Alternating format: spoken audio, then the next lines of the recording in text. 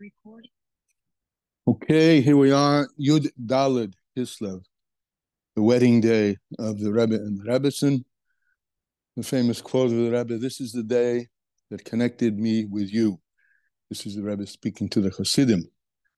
He became now connected to the Rebbe because he became part of the Histalshalis, the chain of descent of the Frierdiker Rebbe.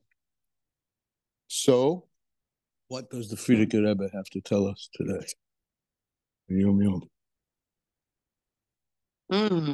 Oh, yes, before we start, yes, thank you for reminding me. Since Gadol Torah, maybe Refuah L'Kol Chai, since great is Torah, which brings Refuah, health, cure to everybody, who needs a Refuah?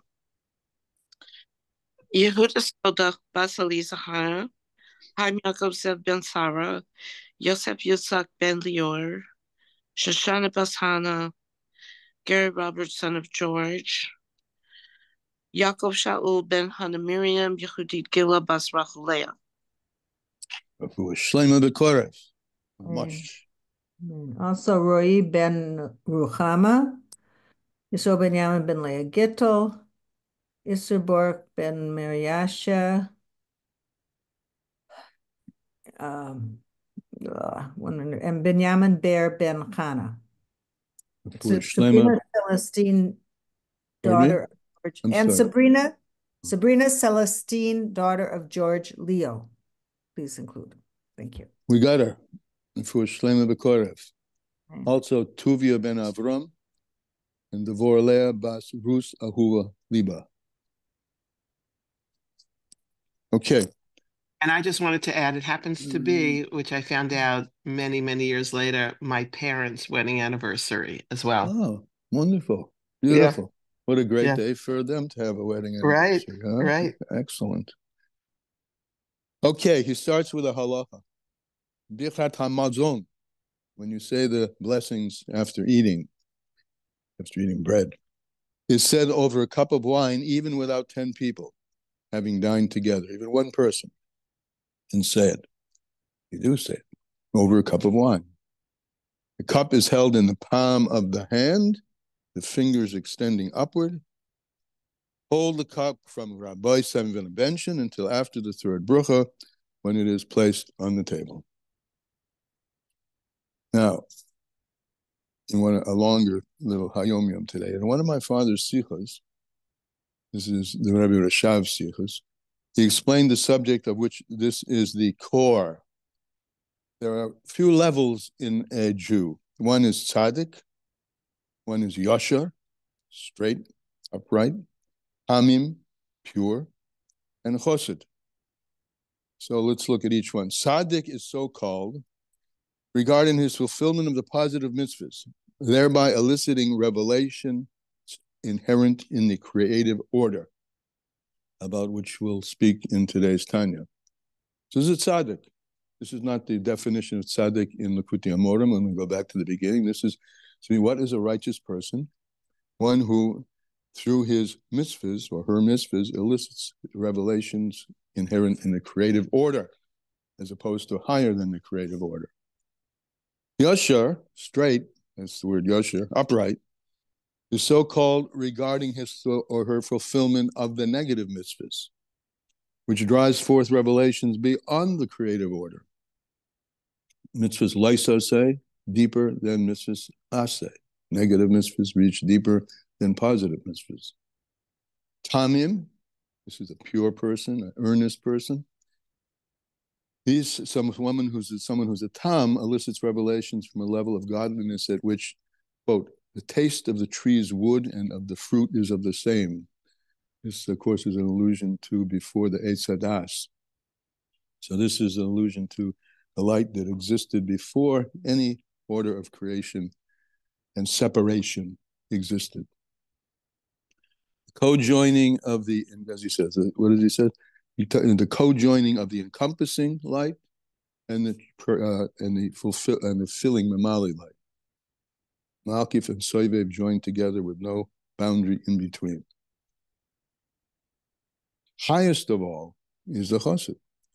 And here there are three levels. A, Worldly affairs do not disturb or distract a person. Every individual can and every individual must reach this level, where the ikar is the elokus, and the total secondary is the natural powers which are designed and which are bringing you to be able to serve and function and raise your activities to and within elokus. B, all his affairs are godliness. Nothing else. Though this level is not distant from you, like and it says the thing is very close to you to do, it is still not within everyone's reach. The level described in Tikkun Zohar, who is a chassid, he who conducts himself with benevolence towards the Creator, towards his nest, meaning the place of his origin, or the place where he rests, which means that he seeks to unite the Holy One, blessed be he, and his Shekhinah, which we'll speak about today in the Tanya, within those who dwell in the lower worlds, not merely to quench the thirst of his own soul, as explained in Tanya. Right? The kavana of Aviv and Yira, we explained I'll say very briefly. These are root kavanas, to love Hashem and to be in awe of Hashem. But the question is, what is it for? Is it for you or is it for Hashem?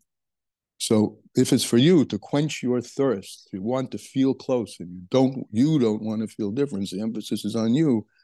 So that's not what we're talking about in the ultimate purpose of Kamman. The ultimate purpose of Kamman is to create unions up there, which will have influence not only on the creation, but on the order of things beyond creation, as we'll speak about a bit just now. All right. This is in Lessons in Tanya. We're starting a new piece in Kuntras Acharon, page 365. I'm going to read you the first paragraph from Lessons in Tanya because it's a very nice little summary. So the last two essays that we learned explained how the observance of the commandments seeks out, the exile sparks hidden in the world, and thereby suffuses the world, with godliness. They also pointed out that the same is true of the study of their laws. Right? We learned that the study of Torah is, first of all, it's a mitzvah in itself, and the study leads to action. The present essay goes one step further and explains that the laws of the Torah transcend the world, is what we're speaking about here in the Yom Yom, above the order of the world, beyond any possible comparison. The laws of the Torah, the halachas. So it opens up with a saying in Gemara Sota, which is a little stab at David HaMelech, so to speak. It says, David, Zemiras Kurisilahu, David, when you're talking about the mitzvahs, David HaMelech this is in a situation where he's bringing the ark back from his warfare with the Philistines. And David HaMelech, the way the ark is supposed to be carried is on the it's on staves, and the staves are carried on the shoulders of people. In this case, David HaMelech didn't do that. He put it in a wagon. And the Gemara tells us that this mistake was a punishment for him calling the mitzvahs of Hashem merely songs. Merely songs. So this is how it begins. David, Zemiras Kurisalahu, you're calling them only songs? Now, in the Holy Zohar, it says, Shikfa deraisa veranana. It uses this expression of songs, the praise to the Torah and the song to Hashem. So, what's going on? How is it? David used this language, and it seems at first glance not the best language, the Gemara is saying, but the Zohar says that it is a praise to Hashem, and we need to understand, what's the praise that you're giving to God when that what is praise that you're giving to God when you're doing something of his 613 mitzvahs. Understand it's fulfilling of his commandments. But why is this a praise, a shivcha? Why is this a praise to Hashem? And this will be understood by what it also says also in Tillim. Ma godlu ma'asecha, how great is your deed, Hashem. Ma'oid, how deep, great indeed is it. Omku machshavasecha, deep are your thoughts. So the allusion here, as we'll explain, is Hashem creates the world with speech, which speech is considered a deed because it's something that, we've talked about this, leaves you and goes outside of you. It has influence outside of you. But there's a deeper level where God is just so-called thinking about it, right? So it says, and this is we say how the God of Melech says, how deep is that level, Hashem, the thoughts, the depths of your thoughts. Hinenayt, it's known that what? Shekol ha'olam is all the worlds, the upper, lower, however high and how low, the upper worlds and the lower worlds, all of them, toluyim b'dikduk mitzvah achas.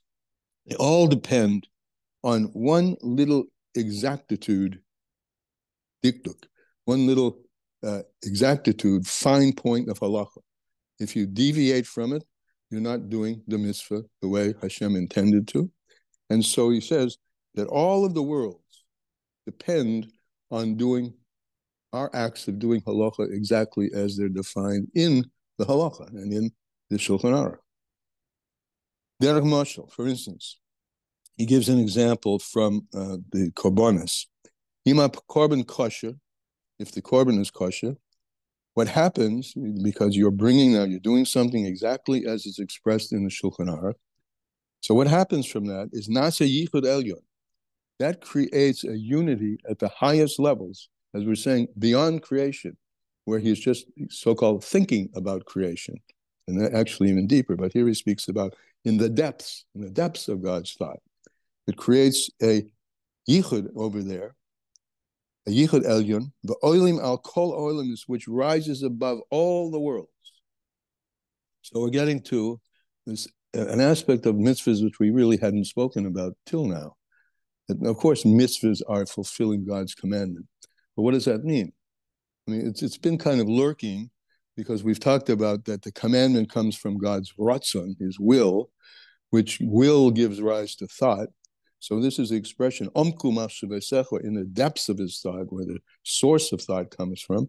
But he's now just laying out very explicitly that performing a mitzvah and performing it correctly reaches up to a level which is oilam al ha'oilimus, which rises up higher than worlds, the kabbacho yusim b'shafim, in order that the worlds should receive from there the flow which is necessary for them to be extant. Ve'im shina, if you make a change, so shekibel hadam b'smola, this is back to the temple where the blood was brought from the altar and out in a chain, and people, the kohanim, were carrying it out. If you did it with your left hand, which is not the way it's supposed to be done, or you did it, you carried the blood in a vessel which is not the proper vessel that the Torah prescribes for it, or if there was some hatzitza, some division. In the lessons in Tanya, gives a couple of examples. There could be the Kohen's garments could have a flaw or an interference in them, right? And any example of something that's not exactly right, where there's something blocking, chatzitza. So if that's if that happens, azaynis batla aliyas ha'olimus. Whoa. One little flaw in a mitzvah, in a detail of the mitzvah, nullifies the whole elevation of worlds, b'chiyusim, and their life force, the shofim and the flow that's meant to come to the worlds, from the life of lives, which is the infinity of the infinite, may he be blessed. So one little flaw. Tefillin, so he brings example of kosher tefillin. So Kabbalistically, the tefillin shel rosh, for instance, is a revelation of the supernal brains of Zot Unakever, Which, by the way, Derech Agav, this is me speaking, this unity of Zun is a marriage. Zo is masculine and Nun is feminine. So we slip in an allusion to Yud Dalet, and maybe it's intentional. It doesn't mean on the part of the Alter Rebbe, but in every case, it's relevant. So when you have your tefillin right, particularly your head tefillin, it reveals the brains, supernal brains of the unity of the attributes and malchus. Which that unity, that intimacy, as a marital intimacy, gives forth an offspring, a birth. So that unity of Zoh and Nekeva, and Zoh and Nukva, is the source of the life for all the worlds. And with one little point, one little fine point out of order, nifsulin, it becomes possible. And the brains, so to speak, depart. That energy which is meant to unify with Nukva, with Malchus, doesn't happen. And we use an example of a positive mitzvah, but it's also true of the negative mitzvahs. The Hilchah, therefore, one who contemplates how great are the deeds of Hashem, that He made endless multiplicity of worlds, and all the hosts within those worlds, and think about how all of that, which is infinite, right, is kulam b'telim b'metzius, becomes completely nullified in its existence. In other words, it has no life force coming into it, and is nothing compared to a diktuk echad, one small detail, from the details in the Torah, because the Torah, in exactly the way it's written and no deviation therefrom. That's why I have, so many volumes written about exactly how it has to be understood, because it's ultimately it comes from the depths of the Machshava Elyoina, from the depths of God's thought, so to speak, the Chachmasa Yisborach, and His blessed wisdom. Asher bediktu kal, which through one small detail, Oilam kol alamas, are raised up all the worlds. Umekablim triyusam b'shefam, and they receive from there, from that high place of God's thought, or the source of His thought, they receive from there their life force, the shefam, and the flow, or the opposite. Meaning, if you are negligent, or in any case, however it happens, you're not doing the mitzvah the way it's supposed to be done, you're not fulfilling the purpose of the mitzvah. Mitzvah Lashon, we've said this how many times, Lashon, Safta v'Hibra, to connect. The connection isn't made. And therefore, there's no downward flow of the energy either into fulfilling and enhancing and keeping the creation going. Quite a responsibility. And in this one can contemplate the greatness of the depths of God's thoughts, blessed thoughts. I mean, one thing to mention when we say God's thought, it's not just that He's thinking. The greatness of God is not that He's smart. The greatness of God is, at least from this perspective, there are many other perspectives, is that what He's thinking is what is everything that is. And if you don't touch that level and influence that level, He's made it this way, that we have a vehicle for touching and influencing His thought, so to speak, then there's going to be something askew, something lacking in the creation. So in this, a person can contemplate the greatness of the depths of God's blessed thought. God's thought, or God, Malchusa Yisborach, either goes on His thought or on Him Yisborach, is without any level, without any boundaries, v'tachlis, and with no end. Case, and it goes up, and its virtue is Maila is virtue, but Maila is going up, and its going up reaches to endlessness. v'tachlis. It's la'ain case v'tachlis. It's not bounded at all. And it goes up higher than the milas chayis kololomis. It goes up to that space which is higher than the particular life force which in the proximate source of the creation. It goes up deeper than that, higher than the life force of all the worlds. Because all of the life of the worlds, you want to underline, this is the major point, all the life of the worlds comes from a flow of godliness which is tripped off, so to speak, which is enlightened, which is lit up, which is given energy from mediktuk echod mimenu, from one detail in the halachas. Which the halachas are drawn from God's source, and the worlds are drawn from the thought that God puts into after his desire to create the world comes the thought of how to do it, and the mitzvahs affect that whole process up above. So it reaches its nimshak, and then if it's done correctly, it brings down the mitzvah, strips off, enlightens, switches on a switch, so to speak, from which is drawn down from its source. And what is the source? Again, it's not just his thought, but it's the depth of his thought. Yisborah. Like the hair, it's interesting much, like the hair of a person, which is drawn from his brain, al derek mashal. So this is an interesting mashal. I mean, there's the brain, and then coming out from the brain is the hair. So the hair represents a hamshacha. It's a straight line, right? But it has no ability to grow if the head isn't pushing it out. So similarly, the mitzvah has to lodge into God's head. It's meant to lodge in God's head in order that God pushes out from there, and the switch is turned on, and the creation grows. Which is drawn from the brain of a person, like the hair which is drawn from the brain of a person. By way of a metaphor.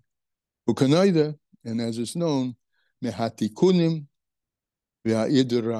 and is joined and is mentioned in the Kabbalah of the Rizal. And this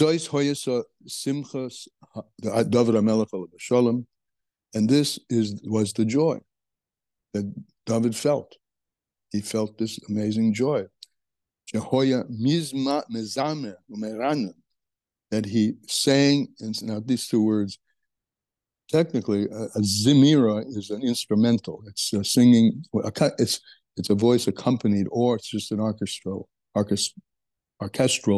arrangement of instruments, and an arena is the voice.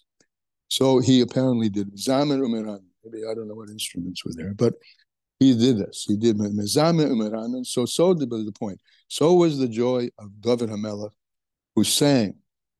And what was his purpose? Sort of his purpose, his directionality in doing that, his kavanah, to bring joy into his heart through his occupation of Torah. At the time of his trouble, he was just redeemed, and so he sang to express his great joy and delight in being saved from and help from Hashem. In saving him from the Plishtim. And then we're going to go further. However, and that's the however where he's criticized for the fact that he sang. But we'll get that into tomorrow.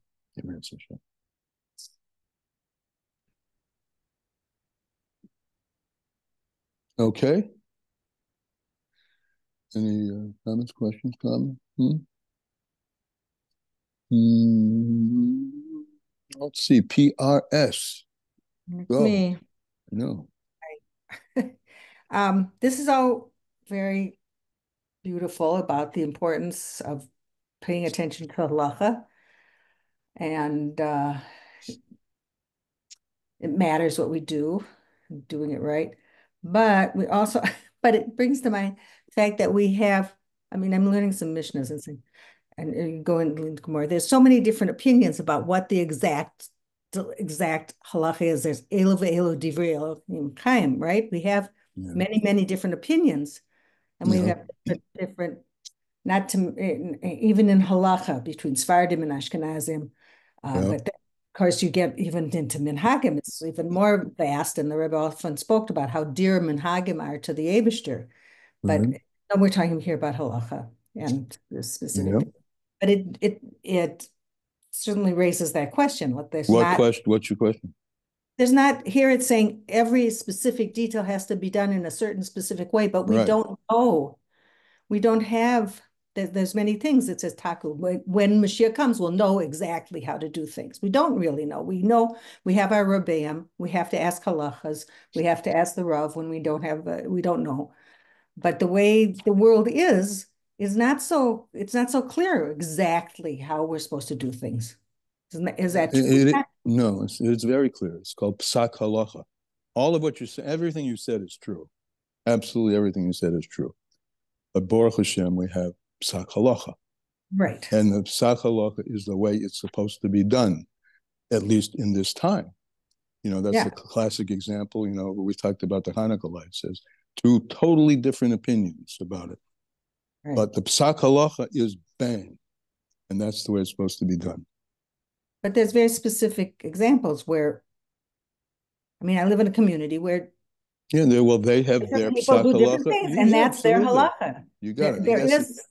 You got it. That's their halacha, and that's right. That's right for them. Okay, it's right for them because they have their posting. I just wanted to point that out because it's not. Yeah, I hear you. So it's an excellent point. Even in psak halacha, there are variations in the way the halacha is paskened. But the way that it's paskin, we are, let's say, generally, if we're Chabadniks, we act according to the psak halacha of the Shulchan Aruch HaRav, right? And that's the halacha. As you say, if you're a Sfardi and you're not Chabad, you have other poskim, but that's also halacha. Huh? That's a little right. How can they both be? Well, they are. That's fine. The best example I have of that was somebody used the graphic example of people standing around a circle all looking at the same thing in the middle, and everybody's got a slightly different perspective, and they're really all looking at the same thing. That's the Gemara, but the ultimate function of it is to come to psak halacha. It's a good point, Yoram. And it's good for people to know this, that in spite of, there's a process called mevara halacha, to clarify the halacha. And that process is a process of pilpul and argumentation back and forth throughout the whole shas. So that's your point. There are so many opinions, but ultimately there is a psak din, whoever your posik is, and that's the halacha. And that's the way halacha, halacha, that's the way you walk. And that does what it speaks about here. It sets everything straight and brings down that straightness back down here into this world. Which, as I say, is a gewalt to think about. As we're thinking about, worrying about, did I do it right? We're learning halacha Shabbos, Hilchos Shabbos, like making Havdalah. And what if you don't have wine? And what if you need to bench and you only have 1 cup of wine? All back and forth and different ways of looking at it. But psak halacha is the straight way. And David HaMelech, you might say, we're in the middle of the question, seems to have got carried away with singing to Hashem, which at first glance, as we open this up, doesn't look like the proper method. So we're going to have to explore that. Okay. Well, thank also you. Important not to judge other people by their actions, because we have to assume everybody asks their own rav. Yeah. Good. Thank you. Anybody else? Okay, to be continued tomorrow. Have a good day. A good wedding day. Amen. Mazel tov.